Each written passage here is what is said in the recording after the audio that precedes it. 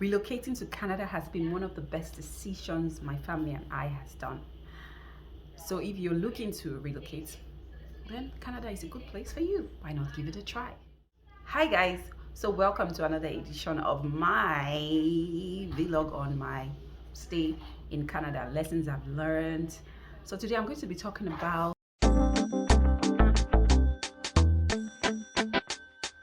guys, so welcome to another edition of my vlog on my stay in Canada, lessons I've learned.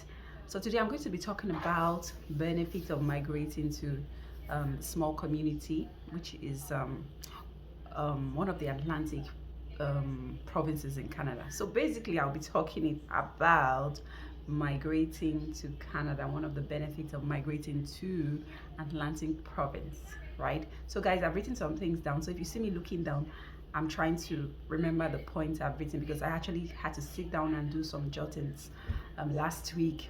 So yeah, today we are returning back to daylight savings. In the last few months, we were, how do I put it?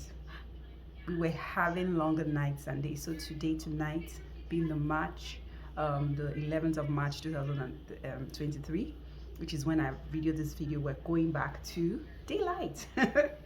Saving back daylight, meaning we're going to be saving 1 hour. Yeah. Okay. So one of the benefits I've seen in relocating to the Atlantic province in Canada, we live in Nova Scotia, my family and I, which is one of the four Atlantic provinces, which is also a pathway for migrating to Canada. If you go on the IRCC website, there are lots of information there, and I also have done a video. So if you click through my playlist, you can see a video of of how to migrate, of my experience in migrating to Atlantic immigration province in Canada. So there are four provinces. You have Nova Scotia, New Brunswick, Newfoundland, Labrador, and Prince Edward Island. I look forward to visiting all of them. I've actually been to New Brunswick, so I look forward to going to Prince Edward Island and maybe Newfoundland, Labrador. Yeah. Okay, so one of the many benefits I've seen living here in the last few months is you have less crime rates as a result of the population. We have a police station just along the street, but hardly would you hear that they caught an umbrella. I think we've actually gotten to emergency alerts, and within minutes you get an SMS to say that the person has been apprehended, probably on the highway, right? So there is very little or no crime. We live in a place there is no fence. Actually, it was a culture shock for me because back home, coming from Nigeria, you live in houses where it's fenced with gates padlock. Even when you enter your house, you still have to lock with the key. So for us, it's a culture shock when we came in and I like, there was no fence. Nobody actually have fence, but everything is safe. You can actually leave your door without closing it, and be rest assured that when you come back, you still meet everything secured. Jubella, I'm actually videoing, please. Less noise. So you see everything secured, right? Okay, so the second point is friendly residents. Mostly we have friendly residents. So the people living around here are friendly. You find lots of old elderly people here. So they are willing to help you. Sometimes people are watching you, you don't know.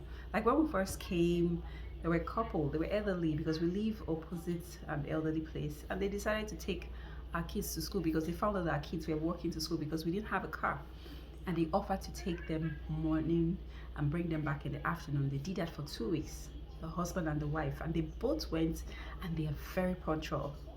If they tell you they are coming to the house 8 a.m., the rest assured, like 2 seconds to 8, you will see them right at your driveway parked.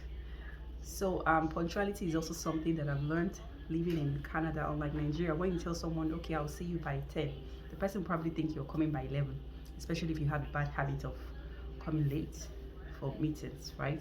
So that's number 2. Number 3, the environment is calm to raise kids because you have minimal peer pressure. Everyone knows each other. You know, so you meet someone in church and they tell you, oh, my kid is in your son's class. And you're wondering because they're less populated. So it's easy to raise kids because people are looking out for your kids. Less peer pressure, even if you have to deal with something, but it's dealt with, unlike living in highbrow areas like I can't really mention, but right now we're here in Oxford, Nova Scotia. So the peer pressure is actually very minimal. So if you're looking for where you want to raise your kids peacefully, you can try coming down to the Atlantic province. Research, there are different places in Nova Scotia, there are different counties. So go online, but we are on the Cumberland County in Nova Scotia. You also have Truro, you have Amherst, you have Halifax, many places on the county where we stay in. So that's number 3. Number 4, easy to drive and less traffic rules. You know, for us here, we try to get our driver's license. So, and you know, the driving license is a very key thing. If you get your driving license, just be grateful. So, but there are less traffic here if you want to practice on the road. My husband actually have gotten his, but I'm actually still practicing. And when I feel confident enough, then I'll go for my road driving test. You can do that online as well. I'll do a video for you once I get my license, so that whatever I'm telling you, it's coming from experience. Everything I'm doing on this channel, the videos I'm posting, is based on experience, right? So it's easy to drive around, and less traffic rules, less traffic lights. I can actually count traffic lights on the main road, the main street in Oxford, like just one. Okay, so there's security. That's the 4th one. Everyone looks out for each other. You know, like I said, there was a time that I left my door open, or we didn't know we locked it, and the neighbor, someone came in and like, hello, anybody home? Like, your door is open. He was concerned, and that for me was key. He didn't come into the house to steal anything, but he came to ensure that someone was home and to get us to close our door. And for me, that's amazing. Security is something that you experience in a quiet community in Atlantic province, right? Okay, so the next one is the 6th one, is low cost of rent compared to other highbrow areas. For you can pay as low as, currently my rent is 300. It's funny, right? Maybe because my company gave it as a subsidized rate, but you can get up to like 800 Canadian dollars for a month, because rent here is collected per month, unlike back home you pay rent yearly, or you can even pay upfront 2 years depending on what your landlord wants. But here we found that our rent is collected monthly. So for highbrow areas, places that you have more population, you can get up to like 1,006, you can get up to 2,000 for bigger provinces. But if you don't have so much money and you relocated to Canada, you are looking for where it's not so expensive, you can try coming to Nova Scotia, and rest assured that you have a soft landing, and with time, if you decide to go to another province, it's okay by you. Another one, it's getting help from community groups. You have the town hall group members welcoming newcomers, people like Salvation Army, the religious group. For us, the religious group, which is our church, had lots of members who were willing to help us to get things we wanted. They took me to a thrift store. I was able to get winter jackets because we came right into winter. We came in November, which is already winter, so we didn't have enough of garments, like snow pants. I didn't know what snow pant was. I knew what a thermal wear was. You wear that under before your trousers, and then you need a snow pant for snow. So the religious group members really helped out a lot, advice on how to get insurance, how to get our car. The pastor's husband helped us to get our car, drove us like 2 hours to Halifax to and fro. So connecting with community groups in Atlantic province will really help you to settle well, right? Okay, another point is easy access to groceries, because the population is small. You can drive through to a store within 2 minutes. You're back home. Access to medical center is just there. Everyone can access it. To the playgroup arena for your kids, the school also, it's just one school here, so everybody goes to that school. And you have school bus during winter. We almost live in winter. I think we'll be entering like tonight starts a new weather, I think, but it's not that winter goes away. The snow doesn't go just away like I had, but at least you'll be able to have access to those places, right? The environment is clean, less population in the air. You have beautiful scenery. This place can be a summer destination. A lot of camps. People come all the way from other province down here to camp and do their summer activities. And then one other thing again, benefits of living around here, which is my last point, is having fresh food. There are lots of farms here. Like I work with food producing company, and so they have their farm. They produce the best blueberries in Canada, so you can have access to that during farming. They also produce onion rings, carrots, mushroom, cheese. So that's another benefit of living in a small community like this place. If I have another ones, I will share with you, but I hope you've been able to get one or two things. You can leave your comments in the comment section. So in conclusion, do your research before coming to wherever you want to come in Canada. Do your research, find out about what benefits you can get there, so you don't come in and you meet something and you're surprised. I've met some people like, oh, we didn't know this place was like this, but like that, we knew here was quiet. We knew we wanted to be here. It was calm for our kids. We wanted a soft landing, and it's a beautiful one for us. If we decide to leave, we'll make sure, but we'll make sure we enjoy the benefits of being here, you know. So it's been a wonderful time giving out this benefit. Sorry for the distractions here and there in the video. Hopefully, because I'm actually doing this on a Saturday, everyone is home, you know. So thank you for watching. Please subscribe to my YouTube channel, share the links to your friends, comment, click like, leave your comment below, send us an email to informaticchick with no K at gmail if you want to sponsor this video. Thank you so much. My name is Faith, and for now it's a bye. Look out for the next video on the challenges of living in Atlantic province, because I need to balance it, right? I like balance in life. So see ya, take care, bye.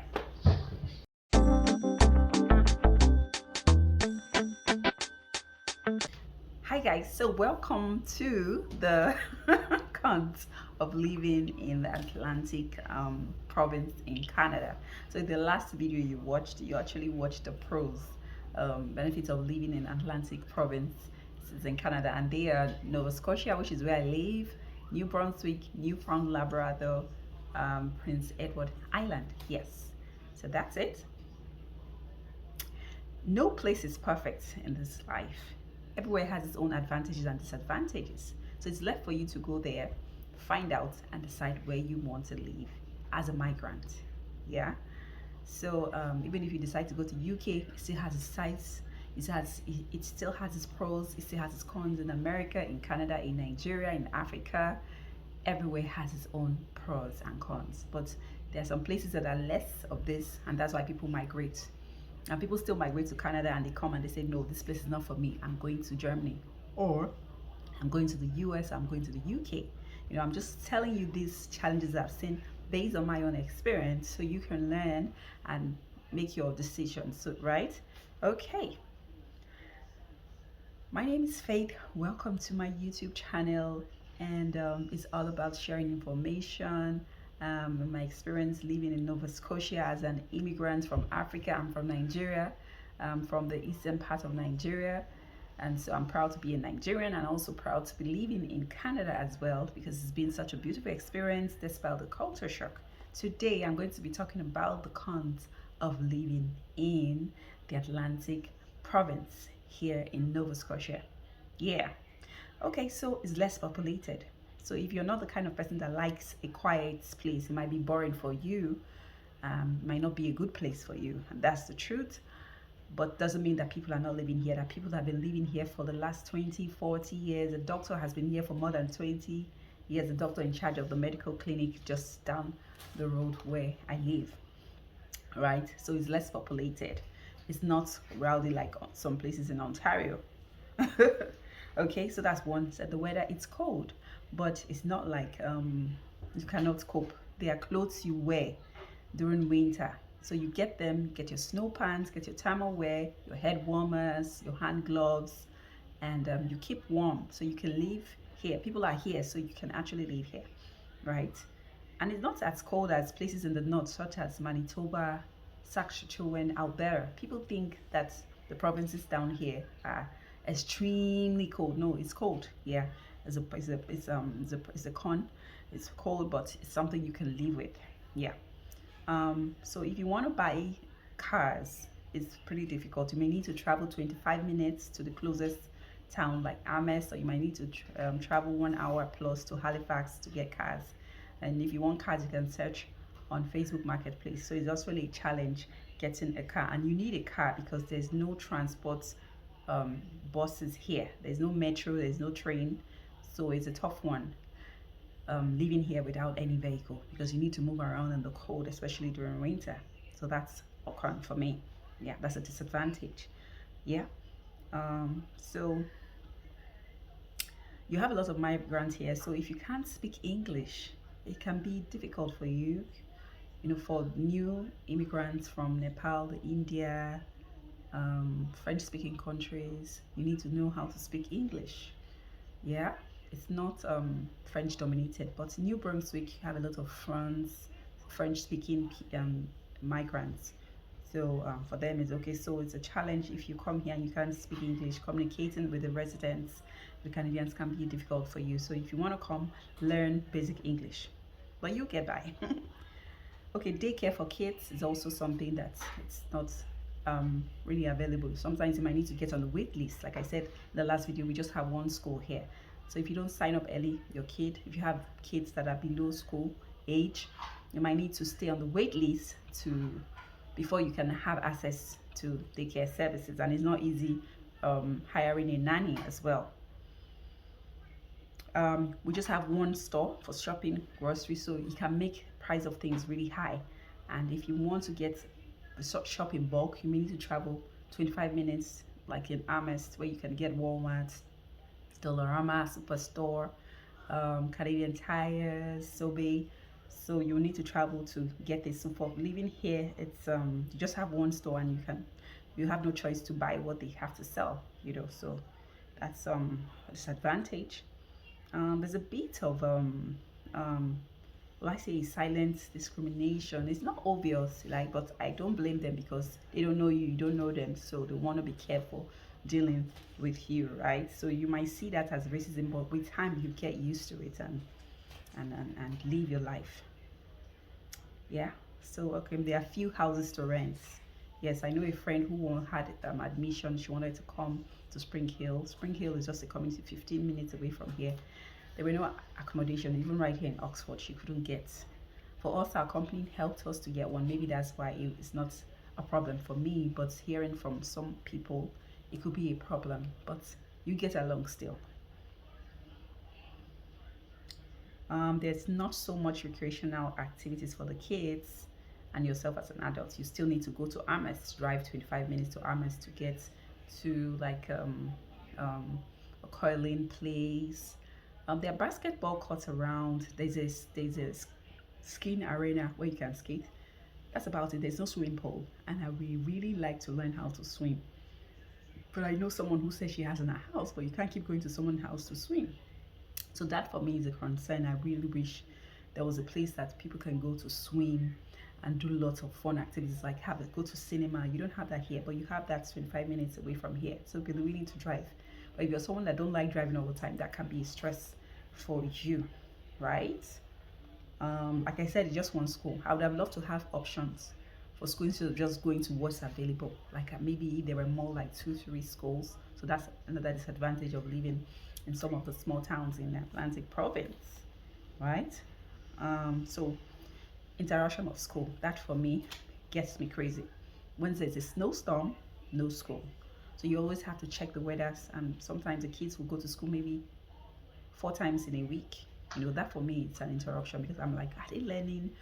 You know, so that can be, but I get the government, you don't want to get an accident in the snow. The school can be sued for. So it's better they close the school than rather have school open that day. And people have been living the days and they're fine, right? Okay, as a new migrant, they also need the Canadian experience. I think this happens all over Canada. They want you to have an experience before they employ you. So you're wondering, you have not lived here and you're wondering how before, and you're wondering how do you get the Canadian experience if you have not been given a chance to work, right? So that's why some people opt for school, because some schools give you the opportunity to go to work, do an internship. So people have that option as well. Getting healthcare services for me is a challenge. We just have one medical care center and you don't do a lot of serious health, they don't treat lots of health issues here. They just do basic health issues such as giving you your flu shots, recommending the next place for you to go. For example, I wanted to do something like a minor surgery. I can't do it here. I have to be referred to a bigger hospital. But back home, using the health center, you can have a baby in the health center. You can you can be attended to by a doctor. It's not like there's a doctor here, just one, but I wish to have more options. Yeah. Then mechanics to fix your car, you just have one mechanic here as well, and you need to book appointments. Coming back from where we are, it was a culture shock. If you want to access a mechanic, you just go to the mechanic and get your car fixed. You don't need to book an appointment. In fact, they'll be calling you, such as plumber as well, electricians, those kind of jobs that you get easily back home in Africa, in Nigeria. You can't get access to them easily here. You need to book appointments, and they cost a lot. Those jobs are actually pricey. So if you're looking to start a career in being a mechanic, electrician, plumber, it's a good one for you. I'll probably do another video on kind of businesses you can do, skills you can learn before coming as a migrant, based on my experiences. Yeah. And so there are fewer churches if you're a religious person, fewer. I'm not saying mosques, but I know they are Muslim, they are Buddhist, they are Christians, so you have less of those community. But since it's a small community, why would you need to have much of that? With these few points of mine, I think I've been able to tell you the challenges of living here in Atlantic Province as a new migrant. But it's not like you cannot get by, you can. Once again, my name is Faith. Thank you for watching my videos. Subscribe to my YouTube channel, like, share with your friends, and share the link. Is new. I will appreciate any little share you do to get this going. So from me, it's a bye. Thank you.